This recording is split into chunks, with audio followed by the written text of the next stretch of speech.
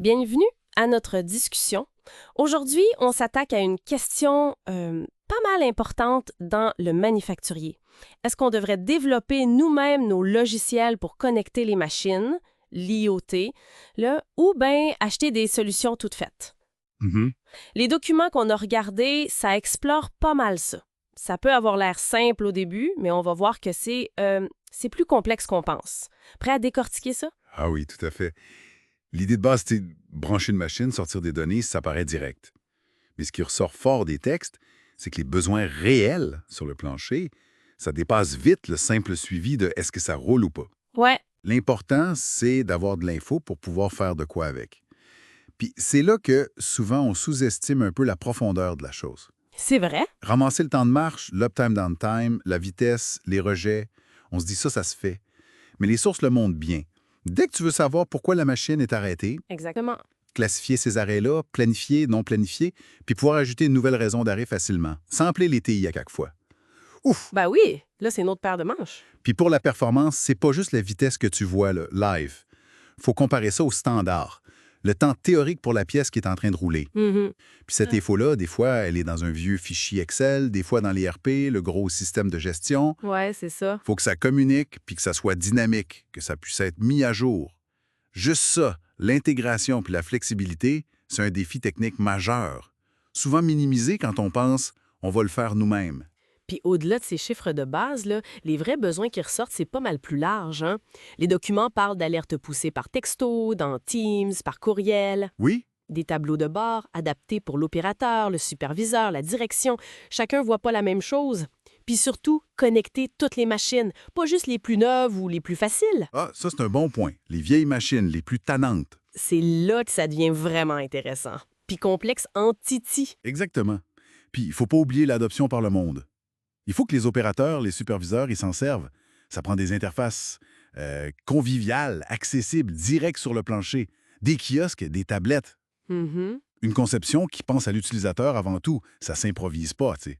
Ça prend une expertise pour que l'outil soit vraiment utilisé et qu'il apporte de quoi. C'est souvent le bout qu'on oublie quand on est trop focus sur la technique. Les sources sont assez claires là-dessus, d'ailleurs.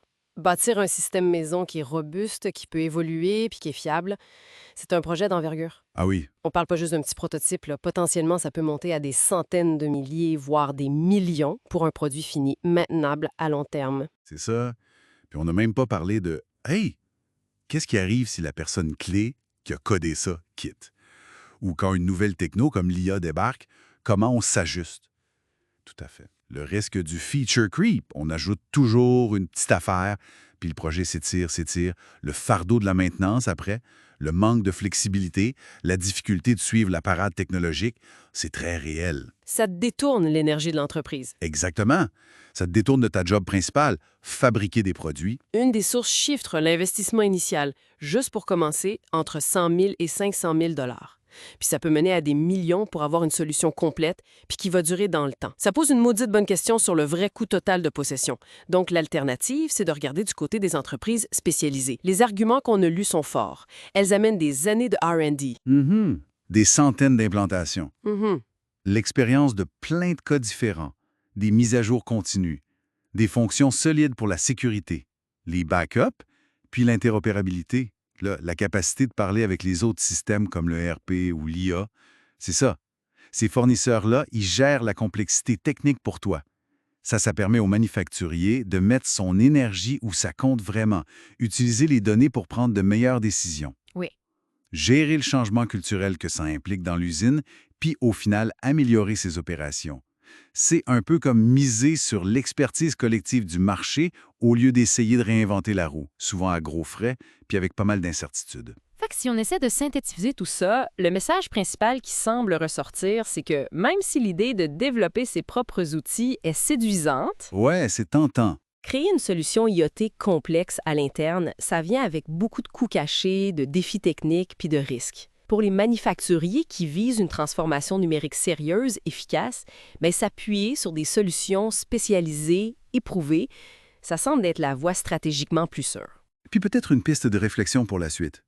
Qu'est-ce qui se passerait si une entreprise concentrait son énergie non pas sur la construction de l'outil lui-même, mais vraiment sur l'adoption par ses équipes et sur l'utilisation maximale des données que cet outil fournit? Intéressant. Comment est-ce que ça pourrait influencer sa position face à ses compétiteurs à long terme? C'est de quoi à méditer, je pense.